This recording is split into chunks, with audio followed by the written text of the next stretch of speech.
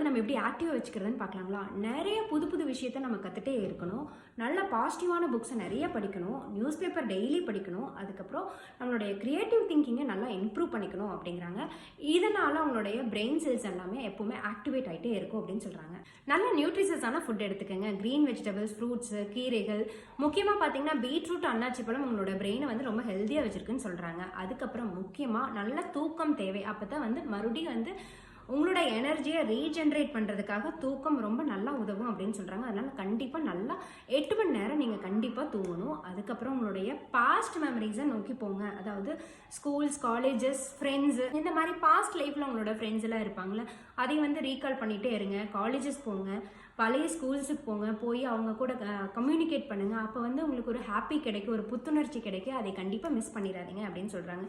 அதுக்கடுத்தது யோகா வந்து உங்களுடைய உள்ளுணர்வுகள் அனைத்தையும் கண்ட்ரோல் பண்ணுறதுக்கு ரொம்ப உதவும் அப்படிங்கிறாங்க. அதுக்கடுத்தது மெடிடேஷன் எதுக்காக உதவும் அப்படின்னு பார்த்தீங்கன்னா உங்களுடைய பிரெயினை வந்து நல்லா பேலன்ஸாக வச்சுக்கிறதுக்கு மெடிடேஷன் கண்டிப்பாக உதவும்னு சொல்கிறாங்க.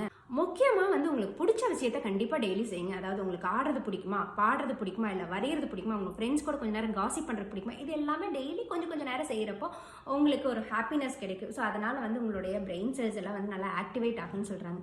கொஞ்ச நாளாக நம்மளோட மெமரி பவர் பார்த்திங்கன்னா கம்மியாகிட்டே வருது. ஏன்னு பார்த்தீங்கன்னா இது டிஜிட்டல் வேர்ல்டு அப்படிங்கிறங்காட்டி எல்லாத்தையுமே வந்து நம்மளுடைய சிஸ்டமில் இல்லை ஏதாவது ஃபோனில் இதில் எல்லாமே சேவ் பண்ணி வச்சுக்கிறோம். நம்மளுடைய மெமரியை வந்து இன்க்ரீஸ் பண்ணணும் அப்படிங்கிறதுக்காக டெய்லி வந்து ஒரு ஆக்டிவிட்டியாக நீங்கள் ஒரு ஆதார் நம்பரை மெமரைஸ் பண்ணுறது, இல்லை வந்து பேன் நம்பர் மெமரைஸ் பண்ணுறது, அக்கௌண்ட் நம்பர் மெமரைஸ் பண்ணுறது, இந்த மாதிரி நம்ம வந்து மெமரைஸ் பண்ணிகிட்டே வரப்போ நம்மளுடைய மெமரி பவர் வந்து இன்க்ரீஸ் ஆகிறதுக்கு சான்சஸ் அதிகமாக இருக்குது. கேட்குறது ரொம்ப நல்லதுன்னு சொல்கிறாங்க. ஏதாவது ஒரு ஆடியோ புக்ஸ் கேட்கலாம், இல்லை வந்து ஒரு ஸ்டேஜில் வந்து ஒரு நல்ல ஸ்பீச் கொடுத்துருந்தாங்கன்னா அதையே கேட்கலாம். இல்லைன்னா நீங்கள் ஒர்க் பண்ணுற பிளேஸில் ஏதாவது இன்ஃபர்மேட்டிவான விஷயத்தை ஷேர் பண்ணிட்டு இருந்தாங்கன்னா அதை கண்டிப்பாக மிஸ் பண்ணாமல் கேட்டுருங்க. ஏன்னா இது எல்லாமே உங்களோட பிரெயினுக்கு வந்து நிறைய விஷயத்தை சேகரிக்கிறதுக்காக உதவும் அப்படின்னு சொல்கிறாங்க. ஸோ நான் பேசின விஷயம் உங்களுக்கு வந்து கேட்குறதுல ரொம்ப இன்ட்ரெஸ்ட்டாக இருந்ததுன்னா லைக் பண்ணுங்கள், ஷேர் பண்ணுங்கள், மறக்காமல் சப்ஸ்கிரைப் பண்ணுங்கள். தேங்க்யூ.